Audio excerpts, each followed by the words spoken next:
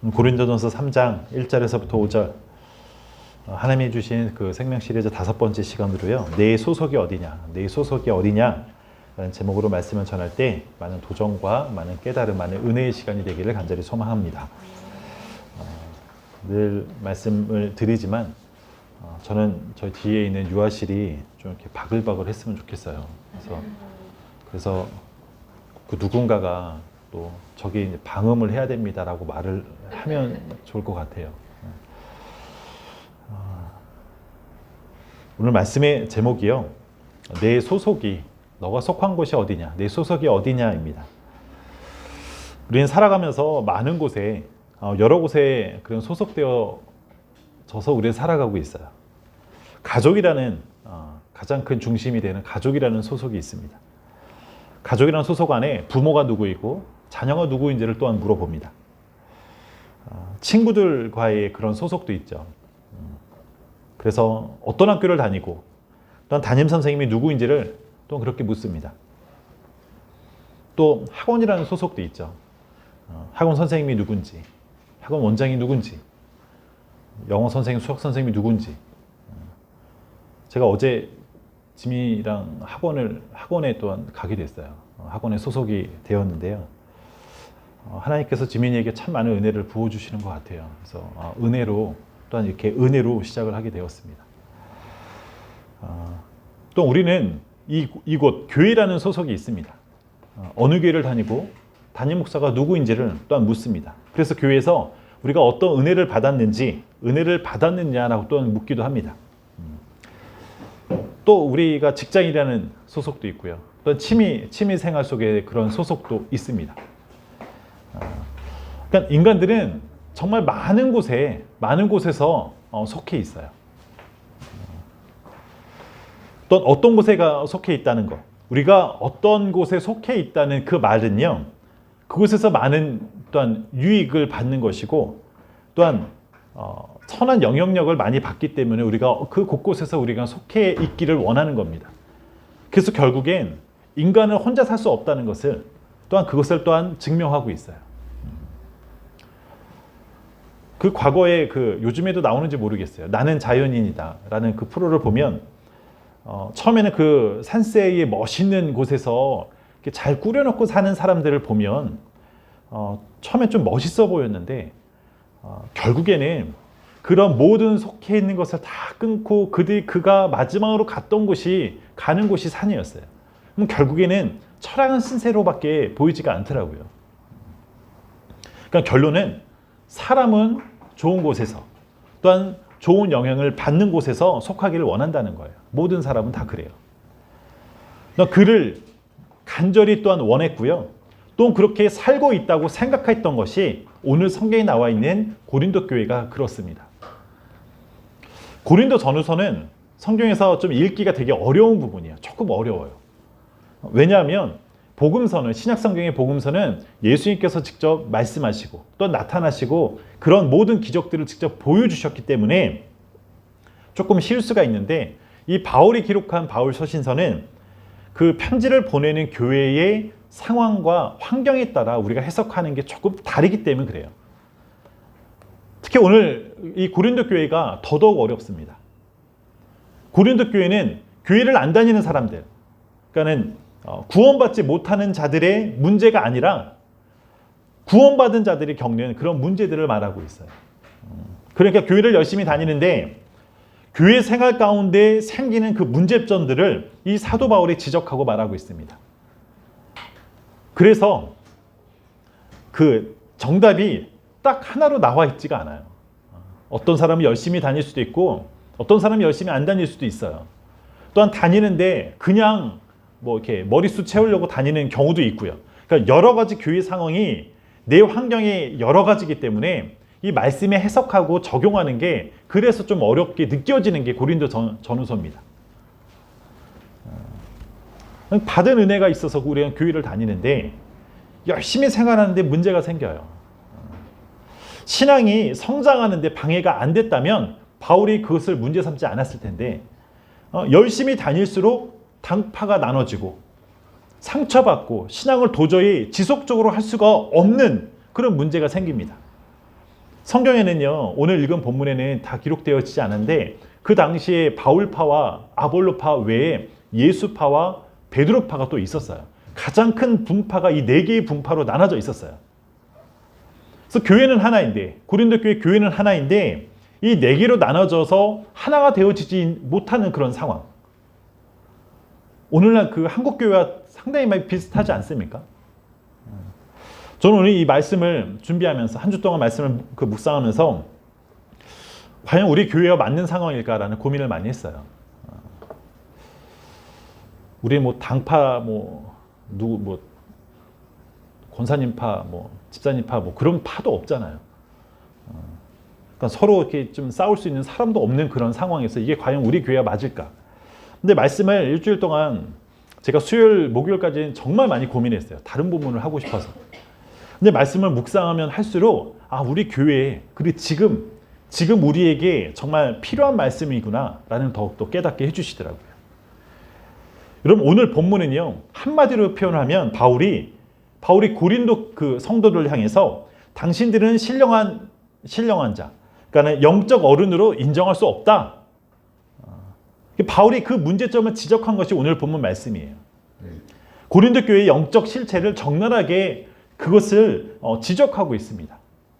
여러분 고린도 교회가 어떤 교회냐면 일단 이 고린도 지역이라는 것은 상권이 발달한 지역이에요. 그러니까 오늘날로 말을 하면 이렇게 강남처럼, 그러니까 돈이 많이 있는 부자 동네예요. 그러니까는 사람도 많고요, 물질도 풍부하고, 그래서 또 거기다가 신비한 체험을 참 많이 했던 교회입니다.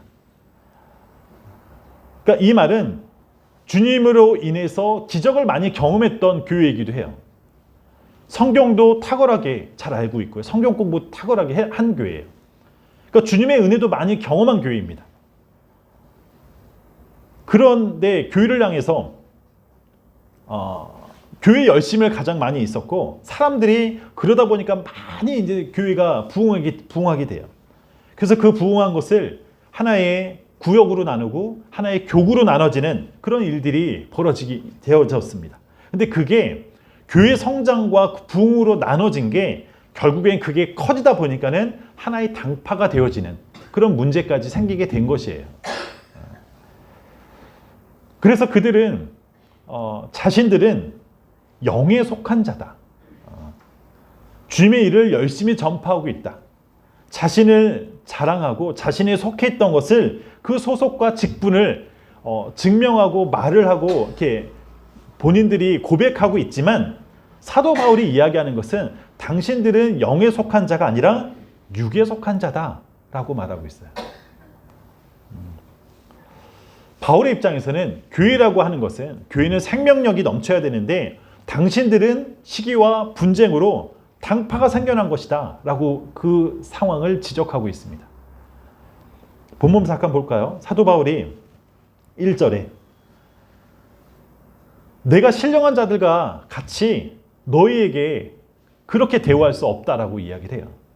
너희는 신령한 자, 곧 하나님의 이 충만한 사람이라 말할 수 없다. 그 이유는 2절에서부터 4절이에요.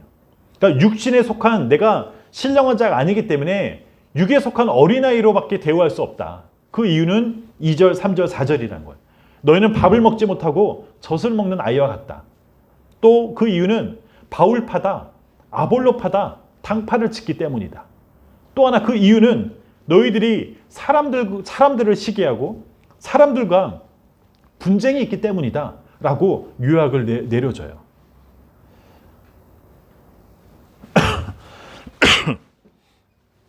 여러분 이 말을 들은 고린도 교회 이 교인들은 어떠했을까요?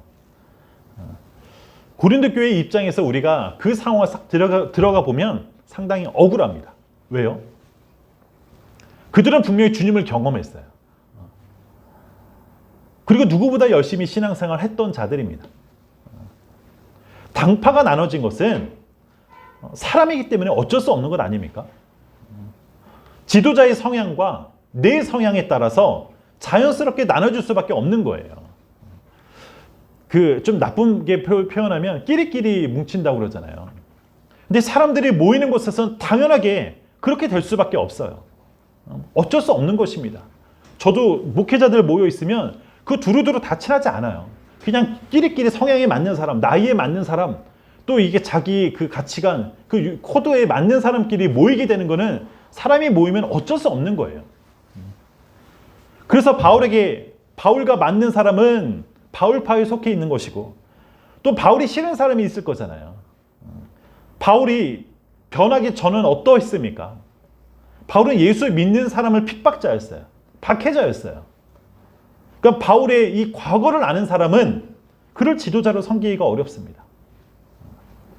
그래서 그 당시에 세례 요한의 제자였던 아볼로파에게 들어가게 되는 거예요. 그들이 소속되어지는 것은 지극히 당연한 거예요.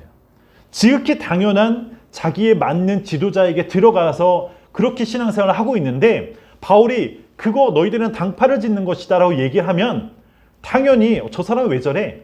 라고 말할 수 있는 그 억울함이 고린도 교회 교인들한테는 당연히 있는 것입니다.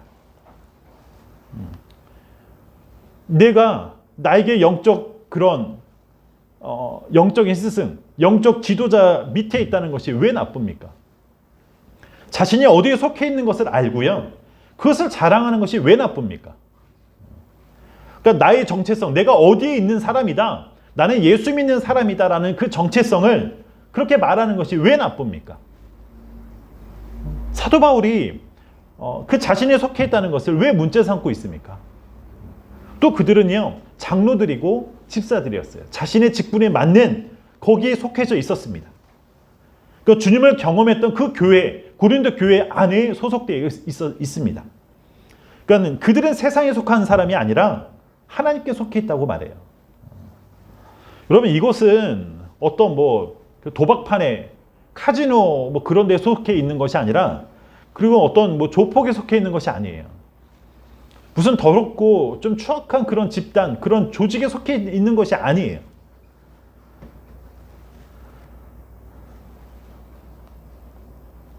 우리가 아까도 제가 이제 소속되어 속한 것을 말씀을 드렸지만, 우리는 신앙생활을 혼자 살 수 있는 것이 아니잖아요. 그 당시에도 바울 없이 믿음을 알 수가 없었어요. 아볼로 없이 성경을 이해하기 너무 힘듭니다. 제가 예수파로 얘기했으면 예수께 속해 있지 않으면 구원조차 어려운 그런 상황이었어요. 초대교회는 아직 신학적인 체계가 완전히 자리 잡혀 있지 않는 상태였기 때문에 수많은 이단들이 공격이 끊이지가 않았습니다. 그래서 바울에게서 성경을 배우고, 그리고 아볼로에게 또한 성경을 배우는 것인데, 바울도 패하고 아볼로도 패하고, 바울도 아니고 아볼로도 아니고 예수파, 예수님께 속해 있던 것도 아니면 무엇을 믿고 무엇을 붙잡아야 되는 상황입니까? 고린도 교회의 그 교인들의 심정으로는 무언가 잘못된 상황이에요. 우리가 이 본문을 그냥 읽으면 그런가 보다, 얘네들이 크게 잘못을 많이 했나 보다라고 생각할 수 있지만, 얘네들의 실상을 들어보면은 걔네가 잘못한 게 아니라 바울이 지적하는 것이 잘못된 것이었어요. 바울의 지적은 고린도 교회를 향하면 안 되는 것이었어요. 오히려 교회가 아니라 믿지 않은 저기 세상 사람들을 향해야 되는 것이 맞지 않습니까? 열심히 교회 다니는 이 고린도 교회가 아니라 교회를 등한시하고 교회를 멸시하고 또한 무시했던 그 세상을 향해서 지적해야 되는 것이 맞는 상황입니다. 근데 그 고린도 교회의 가장 고질병, 가장 큰 문제가 무엇인지 아십니까? 그러니까 자신들은 영적으로 대단하다는 그 착각에 빠져 있는 게 가장 큰 문제였어요. 그들은 배운 게 정말 많았어요. 지도자도 많이 있었고, 또한 풍부하게 배울 수 있는 모든 환경이 다 거기에 충분히 그 백그라운드가 다 되어진 상황이었어요. 또한 자신들은 세상에 속해 있지 않다라고 말을 합니다. 자신들은 거짓과 미움에 속해 있지 않다라고 말을 해요. 그러니까 한마디로 세상 죄를 짓지 않고 살고 있습니다. 그렇게 이야기해요. 그래서 이 고린도 교회의 교인들이 주장하는 것은 자신들이 영적으로 거룩해 있다, 거룩함에 속해 있다라고 그들은 말하고 있어요. 그런 배경이 있다 보니 바울이 말하는 이 말이 전혀 이해가 되지 않는 거예요. 세상에 속한 것이 아니라 나는 교회에 속해 있고 각자의 직분에 속해 있고 그리고 그 누구보다 열심히 그 탁월함에 속해 있는 또한 그들은 그렇게 살고 있다는 것을 확신했어요. 이들은 교회를 위해서 살았고 주님을 위해서 살았어요. 세상에 속해 있지 않고 하나님께 속해 있습니다. 이들의 생각이 틀린 것이 아니라 다 맞는 말이에요. 그들은 세상에 속해 있지 않고요. 교회에 속해 있는 이 말이 맞는 말이었어요. 자신이 육신에 속해 있지 않다라고 그들은 강력하게 주장을 합니다. 그러면 왜 사도 바울이 잘하고 있는 이 고린도 교회에게 시비 걸고 있습니까? 바울파니, 아볼로파니, 절반이 아볼로파에 들어가 있어서 자신에게 속해 있지 않았기 때문에 시비 거는 겁니까? 자신한테 이 뿌리를 내려야지 모든 것이 옳은 것이라고 이야기하는 걸까요? 바울의 문제 삼으려고 하는 것이 뭡니까? 고린도 교회는 이 바울의 지적에 대해서 혼란스럽고 화가 나는 거예요. 영적 아이로 대한다는 이 말은요, 그들의 자존심에 치명적인 그 자존심을 제대로 건드리고 있는 상황이에요. 여러분, 사도 바울이 염려하는 것, 사도 바울이 걱정하는 것은 하나님의 염려이고 하나님의 걱정이었어요. 성경에 이 바울의 말을 통해서 하나님이 우리에게도 하고 싶은 그 깊은 의미가 분명히 있습니다. 오늘 본문에서 육에 속하다. 육에 속한 것은 이 말이 단순하게 나쁘다. 이렇게 인식될 수 있어요. 이 고린도 안에서 영적으로 거룩해 보이는 부분. 그들이 주장하는 영적인 거룩함에 자기가 영적으로 거룩한 것은 이렇게 열심히 했기 때문에 그들이 주장하는 것은 내가 이렇게 열심히 했기 때문에 내가 거룩하지 않느냐 그렇게 말을 하는데 이 말의 실체 그것이 왜 영적으로 거룩한 게 아니라 어린아이에 속해 있는지를 바울이 증명하고 있다는 거예요. 하나님도 이 고린도 교인들이 자꾸 이렇게 실수하는 그 부분을요 영적으로 고쳐서 더욱 훌륭한 주의 자녀로 만들고 싶어 하십니다. 하나님의 지적은요 우리가 누구에게 속해 있다는 것 그것을 나쁘다는 의미가 절대로 아니에요. 자신의 직분과 그 소속을 말하는 것은 죄를 짓는 것이 절대로 아닙니다. 하나님께서 지적하는 그 부분 내가 누구에게 속해 있다고라는 것을 말하는 것에 그것을 문제 삼는 분이 아니에요. 다만 어떤 의도로 말하느냐 어떤 의도로 말했느냐가 너무너무 중요한 상황입니다. 그래서 하나님께서는요 나는 예수께 속해 있다 예수께 속한 자라고 말한다 할지라도 그 중심에 오늘 2절에 있는 말씀처럼 시기와 분쟁 곧 다른 사람들보다 나는 너희들보다 훨씬 우월한 느낌과 마음으로 말을 한다면 그 말이 곧 죄라는 거예요. 내가 어딘가에 속해 있다는 그 말이 곧 자랑이었고요. 그 자랑하는 그 말 속에 내가 당신들보다 우월하다. 그 우월감을 바울은 그 우월감 속에 나오는 것에 염려를 걱정하고 있는 것이었습니다. 우리가 그런 상황에서는 주님께 받은 은혜를 자랑하고 주님께 받은 그 놀라운 사랑을 자랑하지 아니하고요. 내가 어디에 소속되어진 그 소속감만 자랑하고 있다면 잘못된 신앙으로 가고 있는 것을 걱정하고 있습니다. 당시에 제가 4개의 당파가 있다고 그랬어요. 예수파, 바울파, 베드로파, 그리고 아볼로파였어요. 4개의 당파가 다 잘못됐다고 말하고 있어요. 바울은요. 예수파면 좋고요. 아볼로파가 나쁘다. 그런 공식이 절대로 아닙니다. 초대교회는요. 그 당시에 여러 사도들이 살고 있었어요. 그 당시에 사도들. 심지어 예수님께 직접 설교를 듣고 예수님의 설교를 통해서 직접 은혜를 체험한 자들이 많이 있었습니다. 그래서 그들이 말하는 게 뭐냐면 나는 주님의 음성을 직접 들었다. 나는 주님의 그 직접 나는 체험했다. 주님을 직접 나는 봤다. 나는 주님과 직접 대화했다. 그래서 나는 예수파다. 그러니까 그들이 말하는 게 뭐냐면 그들이 은혜 받았다는 사실이에요. 그런데 예수의 얼굴도 모르는 바울, 예수의 얼굴도 모르는 저 사도 바울은 가짜다. 그러니까 바울을 무시하고자 나는 예수께 속해 있다고 말을 하고 있었어요. 무슨 상황인지 이해가 되시죠?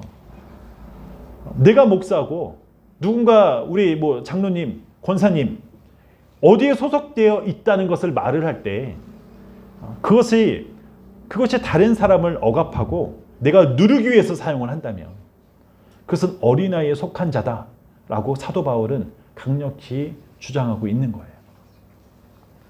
하나님은요, 그 말, 내가 어딘가 속해 있다는 그 말의 의도와 중심을 고쳐주길 원하십니다. 우리가 정말로 잘못하면 내가 어딘가에 소속되어 있다는 이 말을 통해서 우리에게 부어주시는 그 생명력을 다 놓쳐버릴 수 있다는 거예요. 이것들이 생명이 다 제한된 육의 일이다 라고 바울은 말하고 있습니다. 더 이상 크지 않는 어린아이 신앙이다. 그렇게 알려주고 있어요. 여러분, 어린아이는요, 옆의 아이보다 내가 가지고 있는 것이 작으면 칭얼대는 거예요. 그게 어린아이들의 습성이에요. 옆의 아이보다 내 것이 더 크면 그냥 만족합니다. 그러니까 어린아이들의 습성이 늘 비교하고 어떻게 보면 늘 판단하고 그렇게 표현하는 게 어린아이들의 모습이에요. 우리가 착각하면 안 되는 게 예수님께서 어린아이 같은 신앙을 가져야 된다는 그 의도하고는 180도 다른 말이에요. 고린도 교회, 이 교인들은 누군가를 짓밟기 위해서, 누군가를 내가 누르기 위해서 자신이 어디에 속해 있다는 것을 이용했던 자들이었습니다. 내가 더 열심히 일했고 내가 더 영성이 깊다는 것을 증명하기 위해서 내가 어딘가 속해 있다는 것을 자랑하고 증명했습니다. 그래서 하나님께서는 이제 고린도 그 교인들이 어린아이의 신앙에서 그 어린아이의 신앙에서 벗어나서 어른으로 성장하기를 바라셨어요. 우리들도 아이들을 키울 때 저기 유아실에 있는 저 3명의 아이들이 그냥 보는 것만으로 사랑스러운 모습이 있잖아요. 근데 저 아이들이 20세가 되고 30세가 됐는데 그 모습에 대소변도 가리지 못하고 있는 상황이라면 부모된 입장에서는 정말 끔찍한 일이 아닐까요? 사랑스러운 모습이지만 저런 모습이 30세가 되고 40세가 돼도 그거를 만약에 내가 어떻게 할지 모른다면 부모된 입장으로는 가슴 치는, 한이 맺히는 그런 일들이에요. 사랑하는 성도 여러분, 우리들은 분명히 내 정체성을 알아야 돼요. 내 소속이 분명히 드러나야 됩니다. 하지만 가장 중요한 것은 이 소속을 드러내야 된다는 것은 다른 사람을 위해서 소속을 말해야 되는 거예요. 다른 사람을 위해서. 우리 주님도 자신이 당신이 하나님께 속해 있다는 것을 말씀하셨습니다. 나는 하나님께 속한 자다라고 얘기했어요. 그 이유는 우리에게 구원을 얻게 하려고, 저와 여러분들에게 구원을 얻게 하려고 그 당신은 나는 하나님께 속한 자다, 생명을 주시기 위해서 그렇게 자신의 소속을 사용하셨습니다. 그러니까 자신의 의의를 뽐내기 위해서 내가 이런 모습이고 너희들 내 앞에 무릎 꿇어, 그런 말로 자신의 그 소속을 말하지 않았어요. 자신의 소속을 통해서 생명을 갖기 원하셨습니다. 그래서 내가 소속을 가져야 되고 내 소속을 말해야 하는 것은 주님께 받은 구원, 주님께 받은 그 영원한 생명을 말을 할 때 그 다른 사람에게도 그 생명력이 전달되기 때문입니다. 우리가 이것을 좀 오해하지 않았으면 좋겠어요. 좀 1차원적으로 다른 사람이 우리 교회에 나와야 되는 게 목적이 아닙니다. 나오면 좋지만 그것이 목적이 되는 것이 아니에요. 우리 교회에 나와야 전도가 된다는 그 말이 아닙니다. 내 안에 주님이 주신 그 은혜가 있다는 것, 주님이 부어주신 그 은혜가 있다는 것을 말을 할 때 그것이 간증이 되고 그 간증은 나를 더욱 풍성하게 만들어줘요. 찬양 인도를 할 때 그 용호 집사가 이렇게 한마디 한마디 말들이 말을 이렇게 자세히 듣다 보면 다 멘트를 다 적어서 하는 거 아니잖아요. 어디 적은 데가 있나? 그냥 그때그때 하나님이 주신 감동으로 그렇게 나오는 그 고백들이 그 어떤 고백보다도 더 귀한 고백이 되더라고요. 근데 그 고백을 들었을 때 내가 찬양이나 내가 무언가를 더 내 마음을 더 촉촉하게 감동시켜주는 그런 단어들이 있더라고요.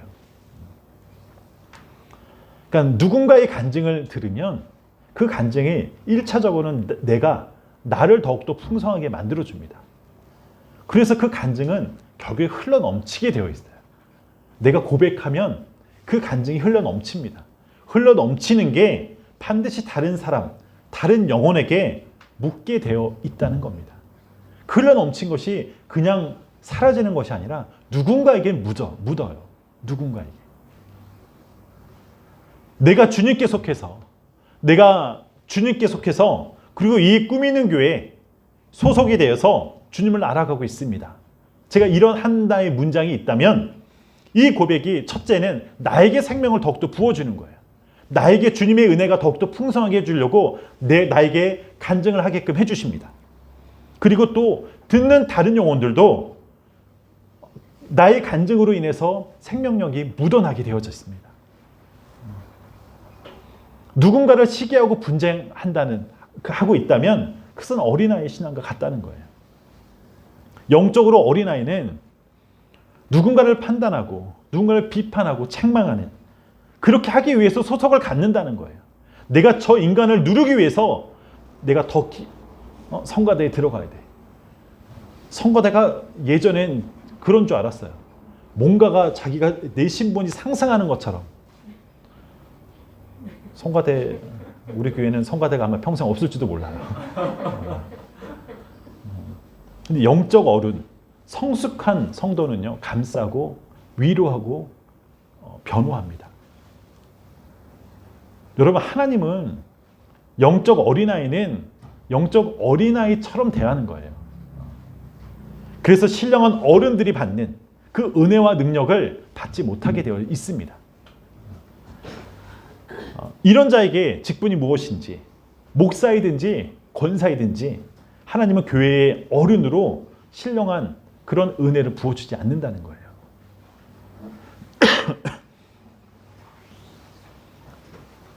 로이가 안 왔는데 만약에 젖을 먹는 그런 갓난아이가 있다면 누군가에게 힘이 될 수 있습니까? 어린아이라고 이야기하는 것은 성장하지 않는 사람, 다른 영혼을 살리지 못하는 사람, 자기 자신도 버겨운 사람을 이야기해요. 물론 어린아이를 보는 것 자체만으로는 기쁨이 되죠. 그런데 제가 말씀드린 것은 누군가에게 힘이 되거나 위로가 되는 그런 말 할 수 없다는 거예요. 여러분, 하나님은 오늘도 우리 교회를 살펴보십니다. 그래서 누가 영적으로 어린아이고 영적 어른에 속해 있는지 정확히 아시는 분이 하나님이세요. 그것은 직분으로 판단하는 것이 아니라 나는 목사이니까는 어른, 그런 말이 아니라는 거예요. 하나님은 영으로 판단하십니다. 누가 생명력이 넘치는 곳에 소속되어 있는지, 누가 남을 비판하고 시기하고 거짓된 곳에 소속이 되어서 생명력은 단 1도 없는 곳에 소속되어 있는지 하나님이 가장 정확히 잘 아세요. 그래서 하나님께서 오늘 저와 여러분들에게 이 말씀을 주신 것은 우리가 영적 어른이 되기를 원하시는 그 주님의 뜻을 여러분들이 깨달을 수 있기를 간절히 축원합니다. 그래서 젖 먹는 그런 사람이 아니라 밥도 먹고 고기를 먹어야 그걸 먹기를 원하는 거예요. 은혜의 고기, 은혜의 밥을 먹기를 원하십니다. 그래야 이런 자에게 생명력이 풍성해지는 거예요. 그래야 남을 살릴 수 있고 우리가 권면할 수 있고 위로할 수 있게 되어집니다. 그래서 우리에게 있는 그 소속은 일부가 아니라 전부라는 거예요. 우리에게 있는 그 소속은요, 부분이 아니라 전부예요. 전부. 그래서 우리 주님은 오늘도 오늘도 우리들이 이 소속을 통해서 내가 어디에 있는 그 속해 있는 것을 통해서 영적 어른으로 만들어가길 원하심을 우리가 그 의미를 깨달을 수 있기를 간절히 축원합니다. 하나님이 이런 자에게 영적 어른이기 때문에 어른에 맞는 그러한 리더십과 또는 권위와 능력을 부어주신다는 거예요. 갓난아기에게 이 밥이 너무 맛있어서, 이 고기가 너무 맛있어서, 이 육회가 너무 맛있어서 갓난아기 줄 수 없잖아요. 죽어요. 갓난아기에 맞는 음식이 있어요. 어른은 어른에 맞는 음식이 있다는 거예요. 근데 어른에게 주는 그 음식이 바로 리더십이고 그게 권위이고 은혜라는 겁니다. 사랑하는 성도 여러분, 말씀을 좀 정리를 할게요. 반드시 영이 살리는 곳에 속해 있어야 됩니다. 영이 살리는 곳에 거기에 속해 있어야 내 영이 사는 거예요. 그래서 서로에게 받은 은혜를 간증해야 되고 그것이 그 간증을 통해서 흘러 넘쳐야 됩니다. 그래야 다른 사람에게 흘러 넘치는 간증을 통해서 생명력을 부어주실 수 있다는 것을 오늘 사도 바울을 통해서 주님께서 우리에게 주시는 말씀입니다. 제가 인천에서 인천 논현동 거기가 신도시거든요. 거기서 잠깐 사역을 했을 때 교회가 성도들이 한 350명 정도 됐었어요. 근데 점심 식사하는 시간에 딱 보면은 한 50명 내외더라고요. 제 동기 목사가 동탄 신도시에서 사역을 할 때 성도가 1000명이었어요. 그런데 밥 먹는 인원은 100명 이하더라고요. 그러니까 신도시의 특징이 뭐냐면 어느 교회에 참 모이는데 그 신도시는 유동인구 젊은 사람들이 많이 입주를 했기 때문에 젊은 사람들이 예배 드리고 후다닥 다 그냥 싹 빠져나가는 거예요. 그러니까 식사의 교제가 거의 없는 그런 지역들이 많아지고 신도시 중심으로 식사를 그래서 식당은 그렇게 크게 차릴 필요가 없게 되어지는 그런 모습들이 나타났다고 얘기를 하더라고요. 지금 코로나 시대가 거의 한 2년 가까이 되고 있는데 한국 교회의 모든 식사 교제가 다 제한되어 버렸습니다. 참 이렇게 아이러니한 거는 커피숍은 돼요. 식당도 돼요. 근데 교회에서만큼은 식사가 안 돼요. 여러분 이것을 세상의 눈으로 바라보면 교회가 코로나가 더 많이 퍼지고 코로나가 발생지처럼 이야기를 합니다. 그래서 교회만큼은 식사하면 안 돼. 그 사람들은 말을 너무 많이 해. 그래서 코로나가 교회에서 식사하면 더 많이 퍼져. 세상의 눈으로 보면 그렇게 인식이 되어 있어요. 그런데 영의 눈으로 바라본다면 받은 은혜를 나눌 수 있는 그 간증의 문이 다 닫혀버린 겁니다. 여러분 때로는요 말씀을 듣는 시간보다 옆에서 간증의 말이 더 은혜로울 때가 많이 있어요. 때로는 말씀의 그 시간보다요 찬양의 시간이 더 감동되고 더 흘러넘치는 은혜를 많이 체험하는 경우가 정말 많이 있습니다.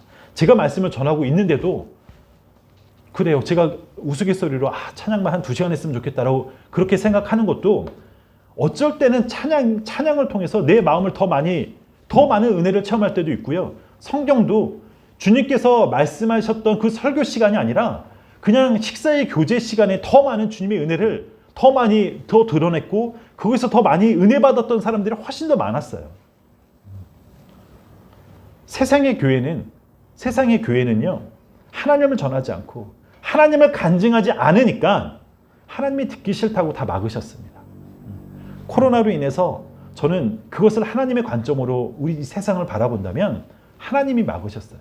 전능하신 하나님께서 이 코로나가 무서워서 우리 교회들 어떡하지? 그렇게 떨고 계시는 하나님이 아니잖아요. 하나님이 막으셨다는 거예요.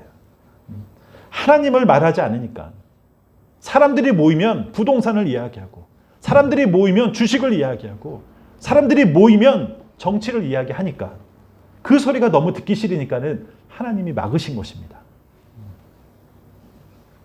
여러분 내 영이 풍성해지려면 간증해야 돼요.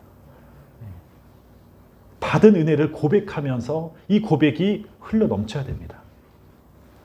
내가 소속된 것을 통해서 내 정체성을 우리가 고백하고요. 다른 귀한 영혼들에게 예수로 인한 그 생명력을 부어주시는 여러분이 되기를 간절히 축원합니다. 네, 함께 찬양으로 영광 드리도록 하겠습니다.